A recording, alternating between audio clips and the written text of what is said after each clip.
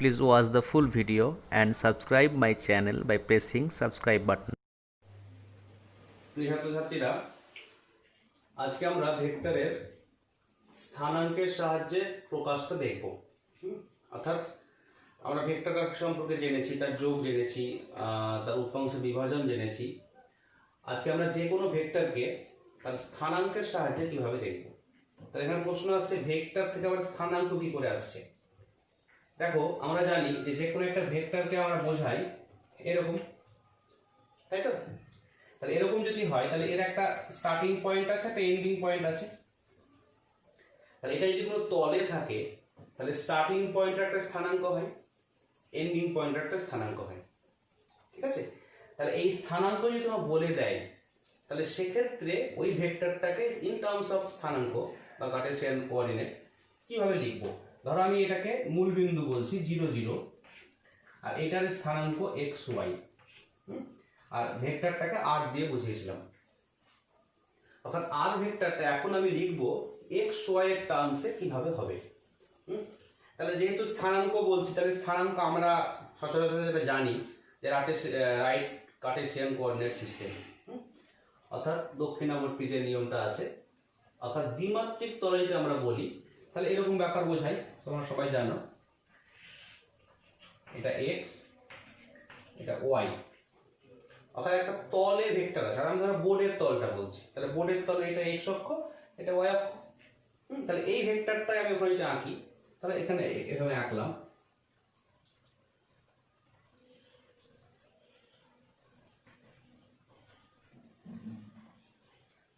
বা এর থেকে এটা একটু কমপ্লিকেটেড হবে,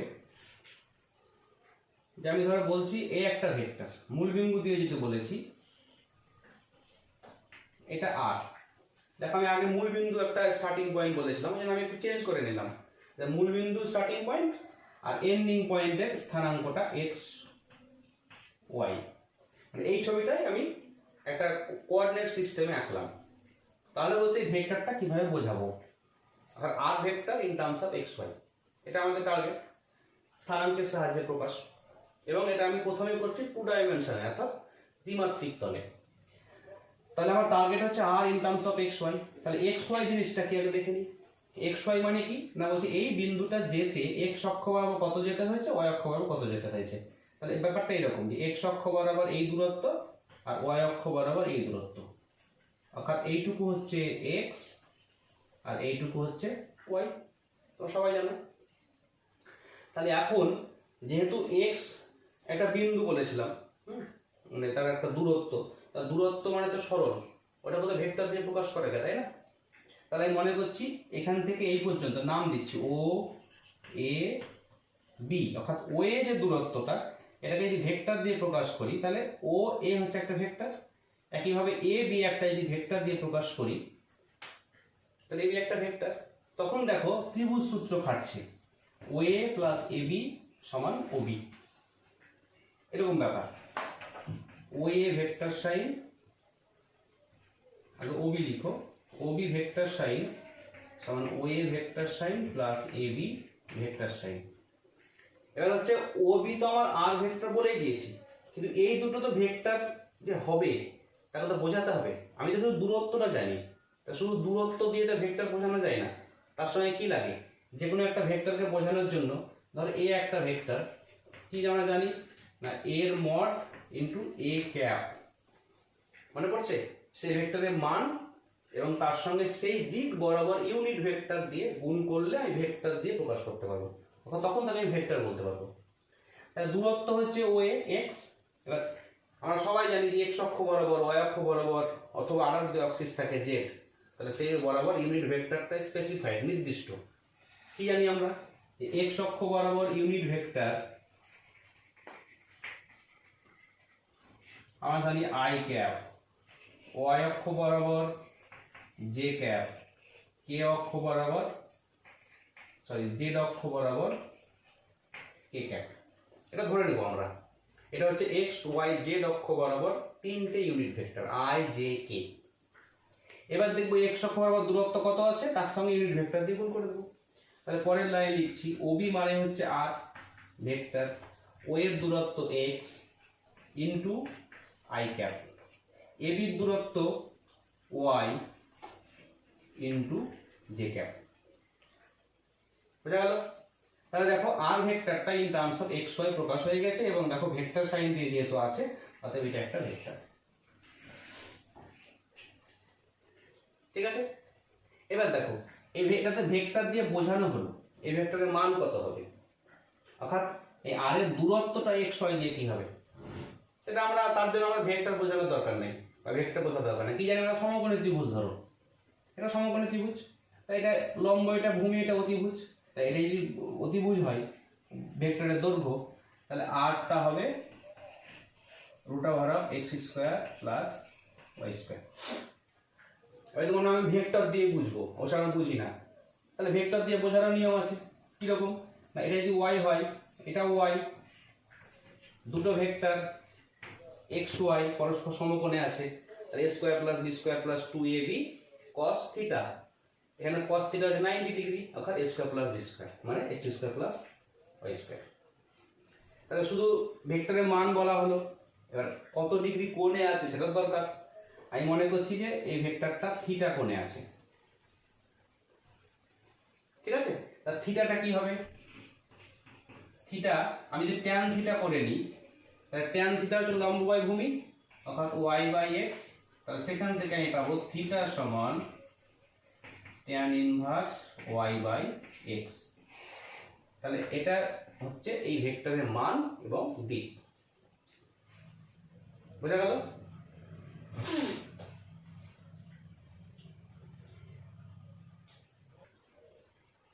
এবার দেখো আমরা আগে 2 ডাইমেনশনে অর্থাৎ এক্স অক্ষ ওয়াই অক্ষ একটা তলে ভেক্টর আছে, তাহলে সেক্ষেত্রে তার ভেক্টরটাকে স্থানাঙ্কের সাহায্যে কিভাবে প্রকাশ করা হয়, এটা r সমান xi + yj, তার মান কত হয় r সমান √(x² + y²), এবং ভেক্টরে শুধু মান বললে হয় না, ভেক্টরটা কত ডিগ্রি কোণে আছে, হ্যাঁ দিকটাও বলতে হয়। তাহলে আমি সেটাও পেয়ে গেছিলাম যে ভেক্টরটা এক্স অক্ষের সঙ্গে থিটা কোণ করে থাকলে থিটা সমান ট্যান ইনভার্স y/x। ঠিক আছে, এবার আমরা জানবো যে ত্রিমাত্রিক তলে ভেক্টরটাকে কিভাবে প্রকাশ করব। ঠিক আছে, দেখো ত্রিমাত্রিক তলে মানে এক্স অক্ষ, ওয়াই অক্ষ, জেড অক্ষ, ত্রিমাত্রিক তলে একটা বিন্দু নিয়েছি P, তার স্থানাঙ্ক x y z। ঠিক আছে, তাহলে এই x y z কিভাবে হবে না, x অক্ষ বরাবর একটা দূরত্ব x যাবে, তারপর y যাবে, তারপর z যাবে। আমি বোঝাচ্ছি, OA হচ্ছে x অক্ষ বরাবর দূরত্ব, এবার y অক্ষ তো এখানে আছে, হ্যাঁ, তাহলে আমরা যখন যাব তখন কি আবার ওখানে স্টার্টিং এ গিয়ে যাব না, এখান থেকে y প্যারালালে যাব, অর্থাৎ এখান থেকে y দূরত্ব এখানে গেলাম, দিয়ে z দূরত্ব দিয়ে বিন্দুটাকে পেলাম। এর হচ্ছে স্থানাঙ্ক, অর্থাৎ O থেকে A পর্যন্ত x দূরত্ব গেলাম, A থেকে B y গেলাম, দিয়ে উপরে উঠলাম z দূরত্ব দিয়ে P বিন্দুটাকে পেলাম। এর প্রশ্ন হচ্ছে এই P বিন্দুর স্থানাঙ্ক x y z হলো, তাহলে এই OP যে ভেক্টরটা, এই OP ভেক্টরটাকে আমি কিভাবে প্রকাশ করব in terms of x y z। ঠিক আছে, তাহলে আগের মতো আমরা দেখব, যে দেখে নিই এবার আগের মতো যে এটা কি আছে, তাহলে আমি ভেক্টর দিয়ে প্রকাশ করি। OA একটা ভেক্টর যদি হয়, হ্যাঁ, একইভাবে AB যে একটা ভেক্টর হয়, একইভাবে BP যদি একটা ভেক্টর হয়, তাহলে দেখো এটা একটা বহুভুজ হয়ে যাচ্ছে। O থেকে A যাচ্ছ, A থেকে B, B থেকে P, এখানে শেষ করছো, তাহলে ওই যে OP, এই OPটা হবে এটা প্লাস এটা প্লাস এটা। তাহলে কি দাঁড়াবে এখানে, আমি আগেরটা মুছে দিচ্ছি।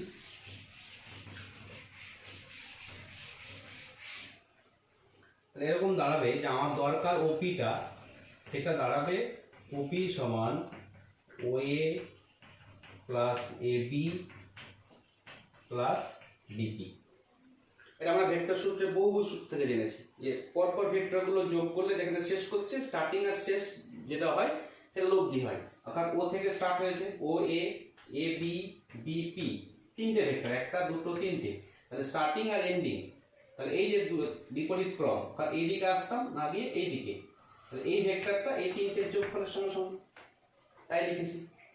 এর আমার টার্গেট হবে OA জিনিসটা কি, AB জিনিসটা কি, আর BP জিনিসটা কি। দেখো OA হচ্ছে x এবং x অক্ষ বরাবর, তাহলে একটা ভেক্টর কিভাবে লিখবো, OA মানে হচ্ছে x × i ক্যাপ, x দূরত্ব এবং x অক্ষ বরাবর ইউনিট ভেক্টর যেটা i, অতএব এইটা ভেক্টরটা হচ্ছে xi। বুঝা গেল? একইভাবে y অক্ষ বরাবর দূরত্ব y এবং y অক্ষ বরাবর ইউনিট ভেক্টর যদি j ক্যাপ হয় তাহলে y j প্লাস এটা z অক্ষ। এবার অনেকের হতে পারে যে z অক্ষ তো এখানে, আপনি এখানে কি করে করছেন? প্রশ্ন হচ্ছে 3 ডাইমেনশনাল ফিগার আমি আঁকছি 2 ডাইমেনশনাল বোর্ডে, সুতরাং একদম ওইরকম তো হবে না। হ্যাঁ, ধরো মেঝেতে আছে, আমি একটা যদি এ দিয়ে আঁকি,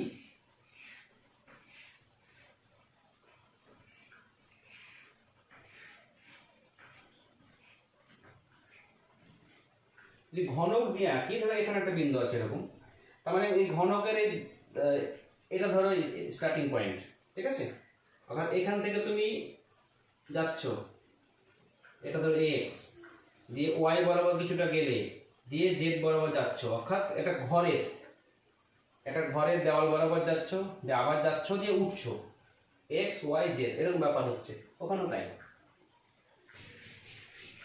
তাহলে এটা গেল প্রকাশটা হলো, তাহলে জেড লিখলাম, এটা কে ক্যাপ, অর্থাৎ জেড দূরত্ব আর জেড অক্ষ বরাবর ইউনিট ভেক্টর কে ক্যাপ।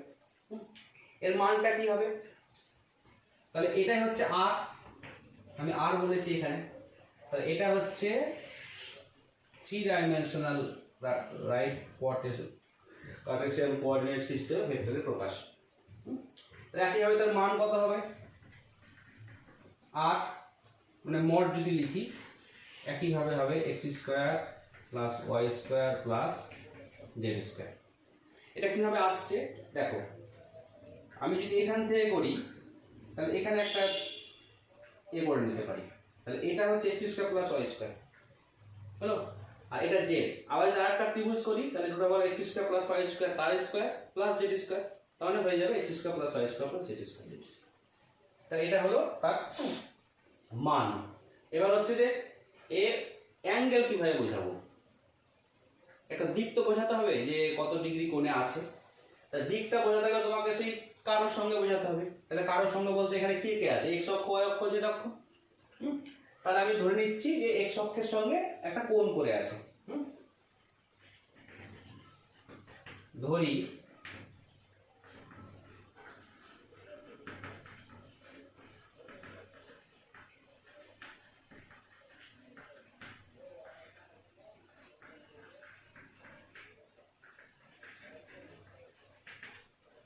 আলফা কোণে আছে, অর্থাৎ এটা ভেক্টর x অক্ষের সঙ্গে আলফা কোণ এইরকম, এটা আলফা কোণে আছে। তাহলে আমি এই ইন টার্মস অফ আলফা তার অ্যাঙ্গেলটা বোঝাবো। তাহলে আমাকে একটা ত্রিভুজ করতে হবে এখানে, এই তাহলে এখন ও এ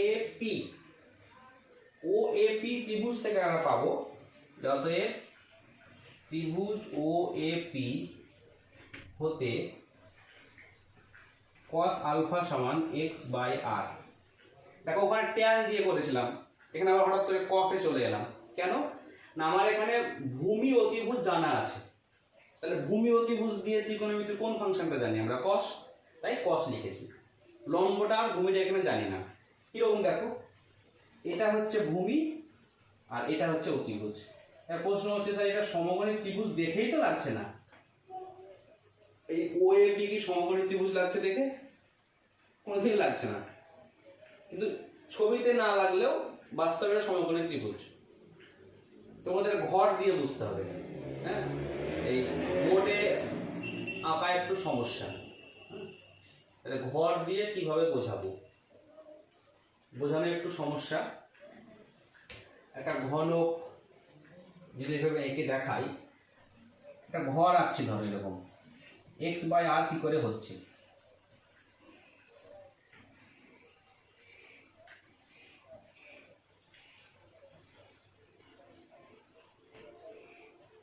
এরকম ব্যাপার, ঠিক আছে? তাহলে প্রশ্ন হচ্ছিল যে cos আলফাটা x/r কি করে আসছে, ছবিতে দেখো কিভাবে। মানে আমার এখানে ত্রিভুজটা ও এ পি একটা সমকোণী ত্রিভুজ, এই ও এ পি ত্রিভুজটা সমকোণ ধরে করেছি, কিন্তু আমার ছবিতে দেখে সমকোণ মনে হচ্ছে না, এটা আমার সমস্যা ছিল। তাহলে সেই সমস্যাটা আমি এখানে একটু দেখানোর চেষ্টা করছি, যেহেতু থ্রি ডাইমেনশনাল ফিগার বোঝানোর সমস্যা। এটা ধরো পি এক্স ওয়াই জেড, অর্থাৎ এখান থেকে আমি একটা ঘর ধরো, একটা ঘরের দেওয়াল, একটা ঘরের দেওয়াল। তা আমরা তোমাকে দেখেছো কোনো ঘরের দেওয়াল সমকোণ ছাড়া হয়? সমকোণই হয়। আমার এখানে সমকোণ মনে হচ্ছে? হচ্ছে না, কারণ আমি তো ছবিতে সমকোণে হবে আঁকতে পারছি না। হ্যাঁ, তাহলে এটা সমকোণ তোমাকে ধরে নিতে হবে। হলো? তাহলে এবার আমি এই বিন্দুটা কিভাবে যাব? না আমি একটা দেওয়াল বরাবর গেলাম, হলো, দিয়ে এই দেওয়ালে কিছুটা গেলাম এক্স দূরত্ব। এবার ঘরের মেঝেতে সমকোণে ওয়াই দূরত্ব যাব, অর্থাৎ এইভাবে ওয়াই দূরত্ব গেলাম। এটা কিন্তু সমকোণ, হলো। দিয়ে মেঝেতে যাওয়ার পরে দেখলাম বিন্দুটা কোথায় আছে, কি উপরে উঠতে হবে, অর্থাৎ উপরে উঠলাম, এই ব্যাপার। দিয়ে বিন্দুটাকে পেলাম। এবার আমার এটা যদি ও হয়, এটা যদি এ হয়, আমি ও এ পি ত্রিভুজটা সমকোণ কিনা বোঝানোর চেষ্টা করছিলাম। এবার দেখো অনেকটা পরিষ্কার যে টি বিন্দু থেকে এক্স অক্ষ বরাবর যে রেখাটা সেটা 90 ডিগ্রি হচ্ছে এটা, কিন্তু আমার এই ছবিতে এটা 90 ডিগ্রি মনে হচ্ছে না। হলো? তাহলে এখানে বুঝে নি, এটা এক্স আর এটা হচ্ছে সেই ভেক্টরটা আর। তাহলে বলো, আর এই অ্যাঙ্গেলটা আলফা ধরেছি, আর এক্স এর সঙ্গে কত কোণ করে আছে আলফা। তাহলে এখান থেকে কি পাচ্ছি? cos আলফা সমান, এটা যদি অ্যাঙ্গেল হয় এটা 90 ডিগ্রি, এটা অতিভুজ, আর অ্যাঙ্গেলের সঙ্গে এটা ভূমি, তাহলে এক্স, এটা আর, তাহলে ভূমি আর অতিভুজ মানে এক্স বাই আর। এটা এখানে লিখেছি cos আলফা সমান এক্স বাই আর। ঠিক আছে? একইভাবে এটা মুছে দিই। এবার প্রশ্ন হচ্ছে যে এক্স এর সঙ্গে কোণ দিয়ে বোঝালাম, হ্যাঁ, এবার বাকি অ্যাক্সিস তো বলবে যে আমার সঙ্গে কোণ দিয়ে বোঝানো হলো না কেন, তাই না? তাহলে আমি ধরে নিচ্ছি যে একইভাবে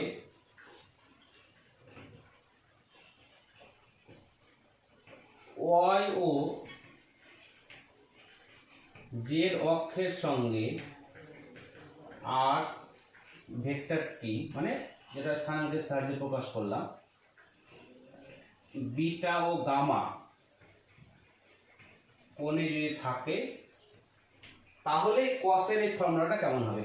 তাহলে cos বিটা সমান হবে ওয়াই বাই আর, এবং cos গামা হবে জেড বাই আর।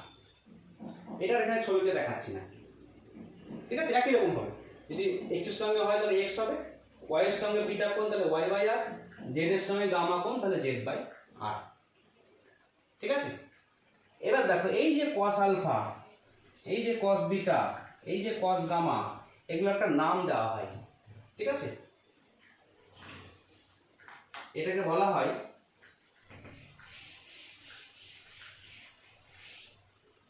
আচ্ছা, এটা কি বোঝাচ্ছে? এটা বোঝাচ্ছে আর এর ডিরেকশন। ঠিক আছে? কিভাবে? না এক্স এর সঙ্গে আলফা কোণ করে থাকলে cos আলফা এটা, ওয়াই এর সঙ্গে বিটা কোণ করলে cos বিটা এটা, জেড এর সঙ্গে গামা কোণ করলে cos গামা এটা। যেহেতু ডিরেকশন বোঝাচ্ছে, এবং ডিরেকশনটা বোঝাচ্ছে ত্রিকোণমিতির কোন ফাংশন দিয়ে? cos দিয়ে। এই জন্য এর নাম হচ্ছে ডিরেকশনাল কোসাইন।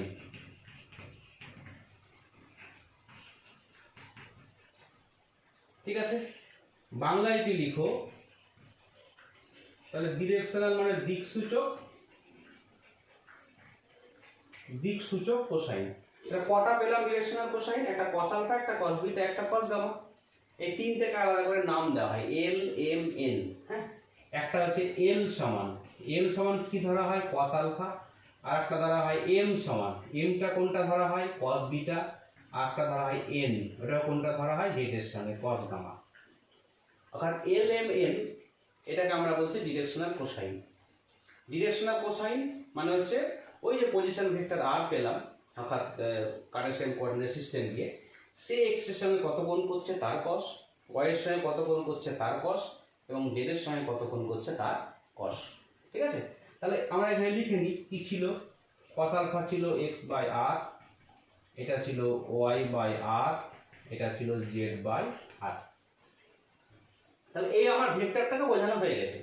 এক প্রশ্ন হচ্ছে একটা নতুন জিনিস জানলাম, ডিরেকশনাল কোসাইন, হ্যাঁ, এবং তাদের ভ্যালুও জানলাম, এবং আমার চোখ বলছে হ্যাঁ এদের মধ্যে একটা সম্পর্ক রিলেট করা যায়। তাহলে ওই এল এম এর মধ্যে একটা সম্পর্ক বার করার চেষ্টা করব। হ্যাঁ, কিরকম? ধরো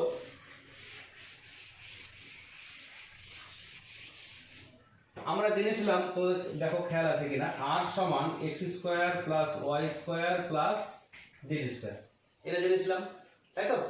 এখানে দেখো আমি যদি l স্কয়ার করি প্লাস m স্কয়ার করি প্লাস n স্কয়ার করি, একসাথে লিখে দেখাচ্ছি। আমার target x square y square z square যোগ করে ইন টার্মস অফ r বার করা। আমার মাথায় খেললো যে এদের মধ্যে একটা সম্পর্ক বার করা যায়, ওটাই চেষ্টা করছি। l স্কয়ার মানে কি, এটা বা এটা মানে x square by r square, m square মানে কি y square by r square, z square মানে কি z square by r square. ঠিক আছে, তাহলে এখান থেকে r স্কয়ার যদি লসাগু হয় তাহলে x square plus y square plus z square. এবার দেখো এই x square plus y square plus z square মানে কি, r ছিল তার রুট, তাই না? এটাকে যদি স্কয়ার করি তাহলে r স্কয়ার সমান x square plus y square plus z square. তাহলে উপরে আমি লিখতে পারি r স্কয়ার, নিচেও আছে r স্কয়ার মানে 1। তাহলে কত মজার জিনিস, এদের মধ্যে একটা সম্পর্ক পেয়ে গেলাম খুব সুন্দর, যে l square plus m square plus n square সমান 1। এটা তোমাদের পরীক্ষায় প্রমাণ দেয় যে যদি l m n কোন একটা ভেক্টর রেশনাল কোসাইন হয় তাহলে দেখাও l square plus m square plus n square সমান 1। ঠিক আছে, এবার দেখো আমাদের স্থানাঙ্কের সাহায্যে ভেক্টরের প্রকাশ, এটা আমরা পড়ছি। এবার দেখো আমরা ওই ভেক্টরটার একটা মূল বিন্দু ধরে নিয়েছিলাম। এরকম যদি হয় যে মূল বিন্দু দিয়ে ভেক্টর সবসময় শুরু হবে, তোকে কে বলেছে? তাহলে যে কোনো জায়গা থেকে ভেক্টর শুরু হতে পারে, তাই না? তা সেক্ষেত্রে ভেক্টর কিভাবে প্রকাশ করব?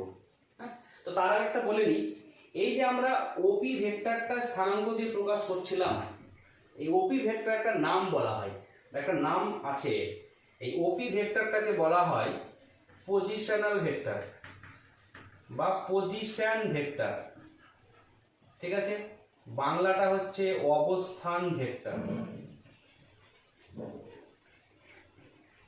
এরকম নাম কেন না, বলছে এই ভেক্টরটা কোন একটা বিন্দুর পজিশনকে ডিরেক্ট করছে। কি? পি বিন্দুর পজিশন। পি বিন্দুর পজিশন হচ্ছে এখানে, বোঝাচ্ছে স্থানাঙ্ক দিয়ে। কি স্থানাঙ্ক? X Y Z. তাহলে এই বিন্দুটা মূল বিন্দু থেকে যে যত দূরত্বে আছে সেই যে ভেক্টরটা, ওটাই হচ্ছে পজিশন ভেক্টর।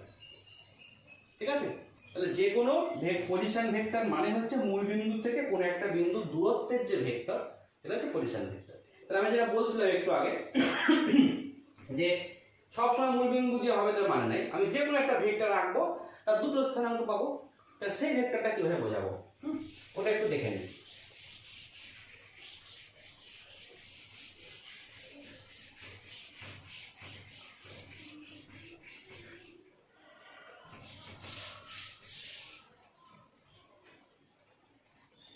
তাহলে একইভাবে আমার একটা 3 ডাইমেনশনাল ফিগার আঁকছি, মানে coordinate system X Y Z.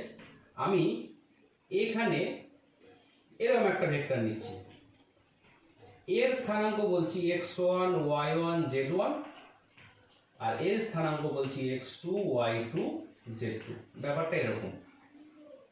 ঠিক আছে, তাহলে এই স্থানাঙ্ক দিয়ে ভেক্টরটাকে কিভাবে বোঝাবো? অর্থাৎ এ বি একটা ভেক্টর, ধরো এ বি, এই এ বি ভেক্টরটাকে কিভাবে প্রকাশ করব? ঠিক আছে, তাহলে আমাকে আগের কনসেপ্টে আসতে হবে। কিরকম? দেখো, আমি এ বিন্দুর স্থানাঙ্ক দিয়ে বোঝাতে শিখেছি, তাহলে এ বিন্দু দিয়ে একটা ভেক্টর আমি বোঝাতে পারবো। এটা যদি ও হয়, ও আমি বোঝাতে পারবো খুব ইজিলি, তাই তো? কারণ এ বিন্দুর স্থানাঙ্ক আমি জানি, ও থেকে এর স্থানাঙ্ক x1 y plus y1 j plus z1 k হলো। একইভাবে মূল বিন্দু থেকে বিটাকে বোঝাতে পারবো ইজিলি, আমরা আগে জেনেছি ওটা। ওবি বোঝাতে পারবো।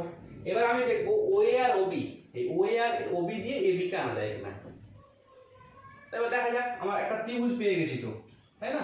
তাহলে ভেক্টর দিয়ে বোঝানো যাক। ধরো আমি ত্রিভুজ সূত্র লাগাচ্ছি, কিরকম না, ও এ শুরু করলাম প্লাস এবি সমান কি দাঁড়াচ্ছে? ওবি। ও এ প্লাস এবি সমানই তো ওবি, তাই না? তাহলে আমার টার্গেট হচ্ছে এবি কে প্রকাশ করা। আমি ও এ ওবি আগের নিয়মে বার করতে পারবো। ঠিক আছে, তাহলে এখান থেকে আমি ওবিটা পেয়ে যাচ্ছি। ওবি সমান কি দাঁড়াচ্ছে? সরি ওবি না, আমার টার্গেট এবি, এবি সমান ওবি মাইনাস ওএ। দেখো ওএ ওবি যদি বার করতে পারি তাহলে আমি বিয়োগ করে এবি পেয়ে যাব, মজার জিনিস। তাহলে আমার এখন ওএ আর ওবিটা কি হবে সেটা একটু লিখে নিই। আগের নিয়মে কি জেনেছি, ওএ সমান হবে x1 i plus y1 j plus z1 k। দেখো এ বিন্দুর স্থানাঙ্ক x1 y1 z1, তাহলে xy এর জন্য পেয়েছিলাম xi yj zk, তাহলে x1 এর জন্য x1 i y1 j z1 k। একইভাবে OB বি বিন্দুর স্থানাঙ্ক x2 y2 z2, তাহলে x2 i plus y2 j plus z2 k। আমার টার্গেট AB বার করা, AB সমান কি পেয়েছি ওটা, তাহলে OB minus OA, just OB এর জায়গায় এটা বসিয়ে দাও, x2 i plus y2 j plus z2 k minus x1 i plus y1 j plus z1 k। এবার দেখো আমরা ওই যোগ বিয়োগের ক্ষেত্রে দেখেছি x y বীজগণিতের x এর সঙ্গে x এর যোগ হয়, y এর সঙ্গে y এর যোগ হয়। তাহলে আমরা এখানে i এর সঙ্গে i গুলোকে একসঙ্গে করবো, j এর সঙ্গে j একসঙ্গে করবো, k এর সঙ্গে k একসঙ্গে করবো। তাই যদি করি তাহলে দেখো x2i মাইনাস x1i একসঙ্গে লিখলে হবে x2 minus x1 into i।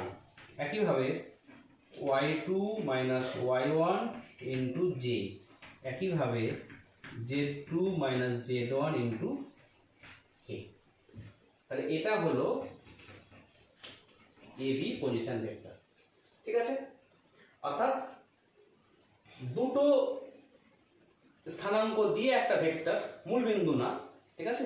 তাহলে সেক্ষেত্রে সেই ভেক্টরটা কিভাবে বোঝাবো, অর্থাৎ মনে রাখার নিয়ম কি, দেখো যে তোমাকে এত কিছু মাথায় ঢুকাতে হবে না। মনে রাখার নিয়ম হচ্ছে যে ভেক্টরটা বলেছে সেই ভেক্টরের যাচ্ছে কোনটা দিয়ে, এ থেকে বি এ, যেখানে যাচ্ছে সেটা মাইনাস আগেরটা হবে।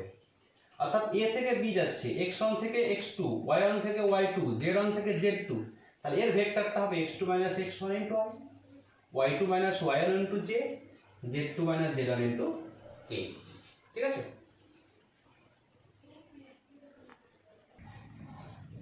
এবার তোমাদের বই দেখবে আছে দুটি ভেক্টরের লব্ধি, অর্থাৎ আমার এখানে দুটো ভেক্টর নিয়েছি, একটা position vector r1 x1 i plus y1 j plus z1 k, আর একটা পজিশন ভেক্টর নিয়েছি r2 সমান x2 i plus y2 j plus z2 k।